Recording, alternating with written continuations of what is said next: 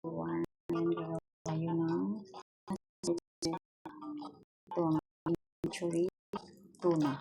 Ayan. Then, nag-chop ako ng onion, nag-chop ako ng carrots, red bell pepper. Ito yung aking ginamit na tuna. Korean tuna, ayan. Kahit anong century.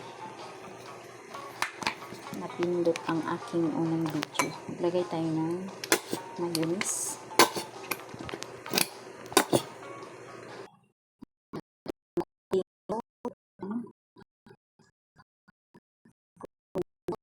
Bar. Kaya kung